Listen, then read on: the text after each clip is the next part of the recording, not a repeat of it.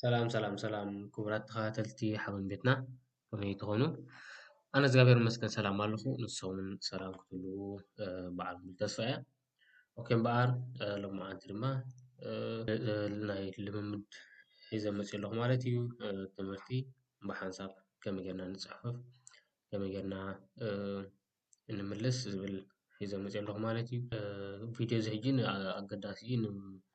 ن أتفي زلوهم مالتي أتفي بفلا مالتي نيفو أتفي سخرايفن مالتي سخرايفن كن مهارنا مالتي بزعبا دبدابة كن مهارنا مالتي كميلكات صحيح نتايت تجمركم نتايت عين مالتي كم زلوه أوفنينغ نهر مالتي لمدات كم كن رينا حدا سبار بعد زغنا أوفنينغ كن رينا تسفى قبل لما طعام غير ترخبهم سناي مكتار اوكي ንምጅማር ካብዚ ንጀምር እትሪእዎ ዘለኹም ቦርስ ካፐንዱን ንብለና ኣሎ ቦርስ ካፐንዱን ማለት እዚ ኣስቤዛ ምግባር ማለት እዩ ኣስቤዛ ምዕዳግ ኣስቤዛ ምግባር ማለት እዩ ሕጂ ብዛዕባኡ ድማ እዚ ኦብድራክት እዚ ይብልና ኣሎ ኦብድራክት እዚ እዮ ገዛ እዚ እዚ እዮ ይብልና ኣሎ ነንብቦ እዚ ነንብቦ ብሓንሳብ ኩልና እዚ ነንብቦ ካብዚ ኣንቢብና በዚ ካብዚ ተደጊፍና ኢና ነቲ ካልኦት ድማ ክንሰርሕ ማለት እዩ መጀመርያ ነዚ ነንብቦ እሞ እንታይ ይብለና ኣሎ የበንት ኣለይንታውስ ይብለና ኣሎ የበንት ኣለይንታውስ ንስኻስ በይንኻ ገዛ ኣለኻ ይብለና ኣሎ ሕጂ እንታይ ይብለና ኣሎ እዚ ከዓ የሙት ኖኽ ቦርስኻፐን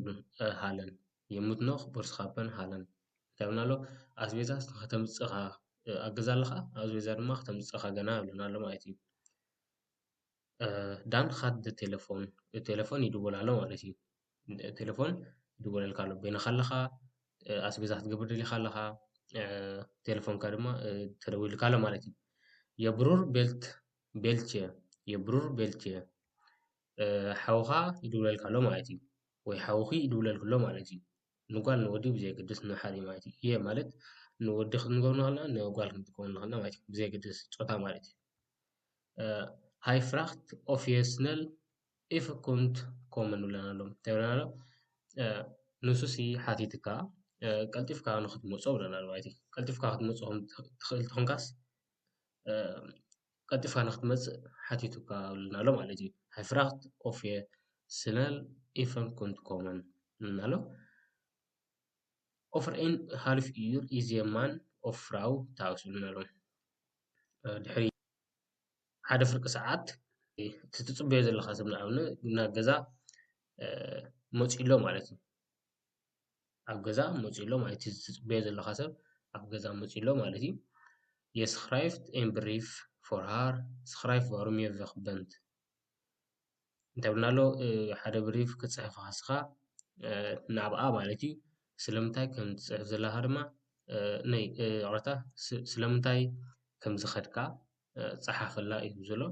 ፀሓፍ ስለምንታይ ከም ዝኸድካ ብልና ኣሎ ስክራይፍ ዋሩም የቨክበንት ይብለና ኣሎ ግን ኣብዚ ንህለዋ ክልተ ሰለስተ ነጥቢ ማለት እዩ እዚአን ትሪእዎን ኣለኹም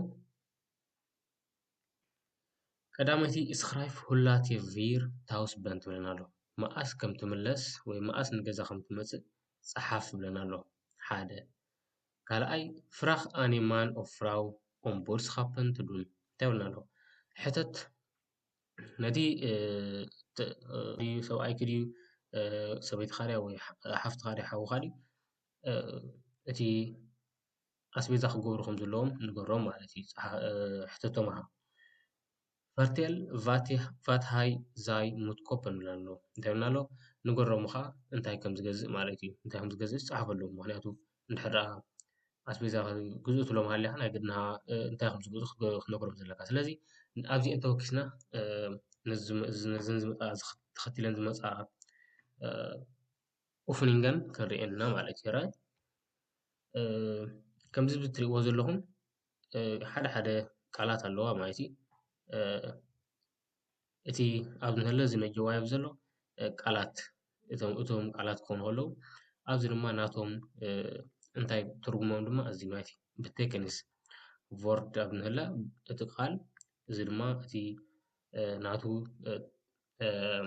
ትርጉሚ ማለት እዩ ትርጉሞም ድማ ኣብዚ ተሰሪዖም ኣሎ ማለት እዩ እንታይ ብልና ኣሎ دخ أدرس يرد أنت ما ليه دخ أدرس يرد بزلو the person the brief كرايخ تقولنا له أنت قلنا له زي دخ أدرس يرد مالت تي سب نتا دبدابة زقبلا مالتي تتقبلي دبدابة إيه مالتي نسي دخ أدرس يرد أنت صحيح في آخر كل جزء تتقبل تقبلي دبدابة إيه مالتي the afzender كاني كل جزء the person the brief schreibt እቲ ፀሓፋይ ማለት እዩ ሰዳዳ እዩ afzender ትብል ዘላ እዚኣ ሰዳዳ እዩ ማለት እዩ ደ ኣድሪሰር ደ ተቐባላይ ክኾን ከሎ ደ afzender ድማ ሰዳዳ እዩ ማለት እዩ ደ anhef ድማ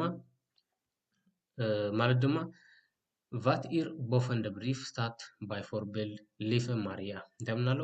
እዚ anhef ዝብል ሰላምታ ማለት እዩ መጀመርያ ትጅምረሉ ሰላምታ ማለት እዩ ንኣብነት እንታይ ብልና ኣሎ lieve Maria ዝኸበርኪ ማርያ ይጀምርሎ ማለት እዩ ወይ ዝተኸበርኪ ሰላምታ እዩ ብሓፈሻ ማለት እዩ ደ anhef ሰላምታ ተገብረለኻ ማለት እዩ መጀመርያ ማለት እዩ ደ afsluiting እንታይ ማለት እዩ እቲ ናይ መወዳእታ ማለት እዩ ኣብቲ ትሕቲ ደብዳቤ ተፅሕፎ ሰላምታ ናይ ምፍናው ክኸውን ይኽእል ማለት እዩ እዚ anhef ዝበልናዮ ሰላምታ ናይ ምጅማር እዩ እዚ afsluiting ድማ ሰላምታ ናይ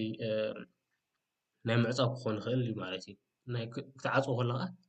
እዚ ትጥቀመሉ ቃላት ማለት እዩ ደሬደን ድማ ዋርም ኢትስ ዱት ኦፍ ቪልት እንታይ ብልና ኣሎ ምክንያት ድማ ስለምንታይ ኢኻ ገለ ክትገብር ኢኻ ወይ ገለ ክትገብር ኢኻ ዘለኻ ወይ ትገብር ንዝብል እቲ ምክንያት ኢኻ ትፅሕፈሉ ማለት እዩ ደሬደን ማለት እቲ ምክንያት እዩ ማለት እዩ ሕራ ሕጂ ናብተን ኦፍኒንገን ክንከይድና ማለት እዩ ናብቲ ልምምድ ክንከይድና ሕጂ በዛ ኦፍኒንግ ሓደ ክንጅምርና እዛ ልምምድ ሓደ ክንጅምርና እንታይ ብለና ኣሎ ዘት ኦፍ ደ ሁደ ፕላትስ ዘት ኦፍ ደ ሁደ ፕላትስ እንታይ ብለና ኣሎ እዞም ሓሳባሲ ኣብ ነናቶም ኣቐምጦም ብለና ኣሎ ኣብ መመስርዕ ሪኢኻስ ኣቐምጦም ብለና ኣሎ ማለት እዩ እቶም ንመርፆም ከዓኒ ኣብዚ ንህልው ፒተር ቪልያይ ደ ቡርስኻፐንሃለ ሊፈ ካሪን እዞም ኩሎም ሕውሱስ ኢሎም እዮም ዘለዉ ሕጂ እዚኦም እንታይ ክትገብሮም ማለት እዩ ኣብ መስርዖም ኣብዚ ኣብ ተፃሒፉ ዘሎ እዚ ንኣብነት ሕጂ anhef ኢልና ኣሎ ምሸሎ het begin van de brief ብለና ኣሎ እታ መጀመርያ ናይ እታ ደብዳቤ ብለና ኣሎ ማለት እዩ እንታይ ኢልና ነርና ዕንተይ ኣብ መጀመርያ ክጅምር ከለካ ናይ ሰላምታ ማለት እዩ anhef ናይ ሰላምታ መእተዊ ኢልና ነርና ምሽ ሕጂ ኣብኣ እንታይ ተኣቱ ኣብዚ ክገብርሃ ማለት እዩ ከምዚ ጌርና ስሒብና ኣብኡ ክንእትዎ ኢና ማለት ሕራይ ምጅማር anhef ተደኣ ኮይኑ ኩሉ ግዜ ከም ዝበልናዮ ሰላምታ እዩ ሰላምታ ድማ ኣብዚ ክንደሊ ኢና ማለት እዩ ኣብኣ ንዓኣ ትበቅዕ ኣብኣ ተኣቱ ትግባኣ ድማ ካብዚ ከነናዲና ማለት እዩ እንታይ ብለና ኣሎ anhef ኩሉ ግዜ እዚ ሰላምታ ኮነ እንታይ ብለና ኣሎ ማለት እዩ ክንጅምር ከለና ኩሉ ግዜ እንታይ እዩ ማለት እዩ ፒተር ክኾን ኣይክእልን እዩ ቪልያይ ቡርስኻፕዱን ገለ ሃለን ገለ ኣይኮኑን እንታይ ደኣ ሊፈ ካሪን ይኸውን ማለት እዩ ሊፈ ካሪን ሰላምታ ናይ መእተዊ ማለት እዩ ሊፈ ካሪን ዝኸበርኪ ካሪን ዝኸበርካ ኩሶ ትብል ማለት እዩ ካልኣይ ድማ ሬደን ዋሩም schrijf je de brief ስለምንታይ ኢኻ ንስኻ ደብዳቤ ትፅሕፎ ዘለኻ እቲ ምክንያት እንታይ እዩ ማለት እዩ ኦኬ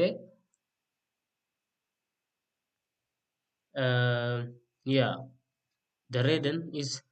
mijn broer belde hij vroeg of ik even wil komen እዚኣ እታ መልሳ ማለት እዩ ምክንያቱ እንታይ ብለና ኣለዎ ሓወኻ ስለ ዝደውለልካ እንታይ ኢሉካ ንሱ ድማ ሓቲቱካ ክትመፅእ ከም ዘለካ ማለት እዩ ስለዚ ንሱ እዩ እቲ ምክንያት ኮይኑ ዘሎ ማለት እዩ እቲ ምክንያት ናብ ሓውካ ክትከይድ ስለ ደለኻ ዘለካ ማለት እዩ ያ ወዲ ናብ ሓውካ ክትከይድ ደለኻ ስለ ዘለካ ማለት እዩ ኦኬ እታ ሳልሰይቲ ድማ ንሪኣ ሁላት በንየ ትሩኽ ሰዓት ክንደይ ኢኻ ትምለስ ይብለና ኣሎ ማለት እዩ ሰዓት ክንደይ ኢኻ ትምለስ ወይ ሰዓት ክንደይ ኢኻ ትምለስ ይብለና ኣሎ ኣብዚ ድማ ንርኢ ማለት እዩ ኮለና ንዕኡ ዝበቃ ዝበልናዮ ንርኢ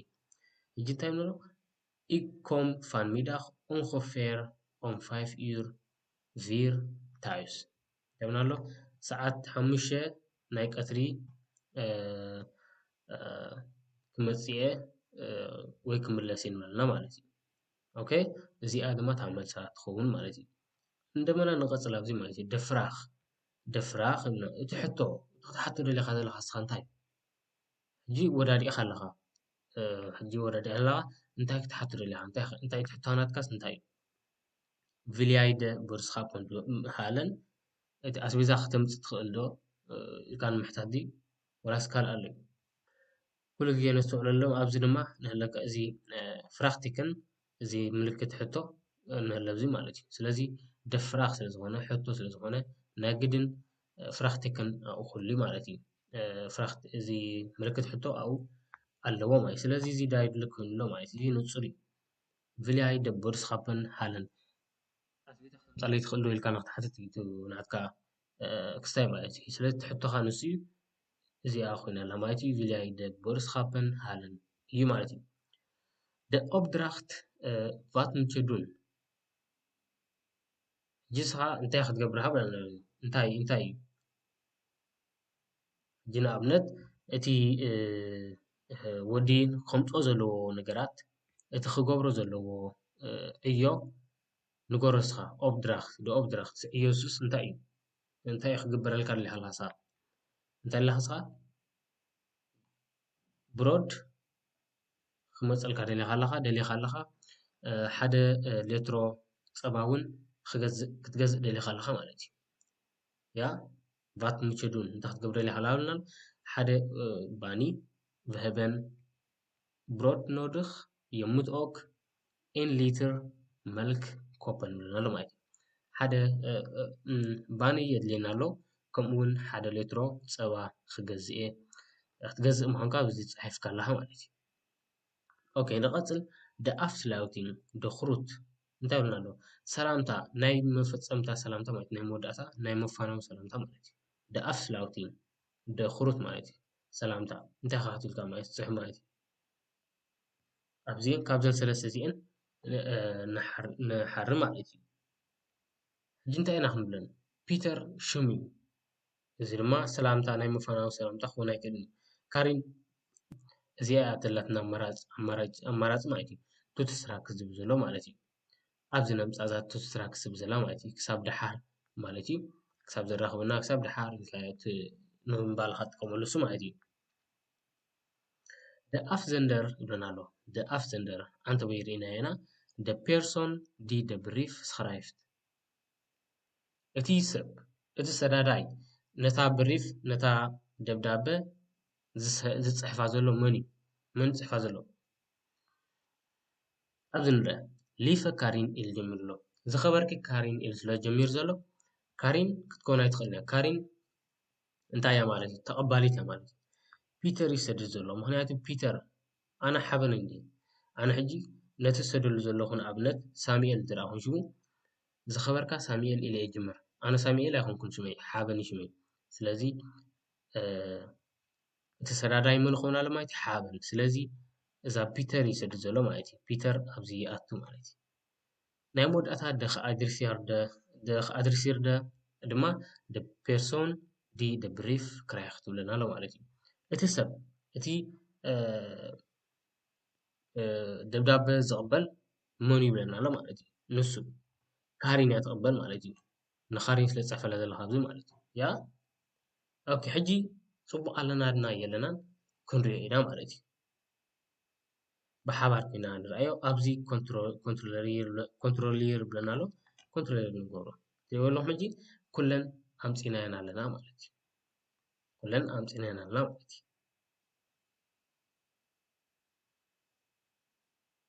ኦኬ እምበኣር ክቡራት ተኸታተልቲ ናይ ቻነል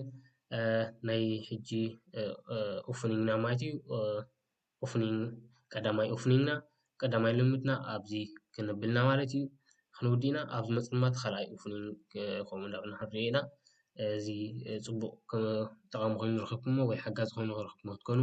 ተስፋ ይገብር ኣብ ዝመፅእ ካልኣይ ኦፍኒንግ ክንራኸብ ኢና ማለት እዩ ሰሰና እዩ ቻው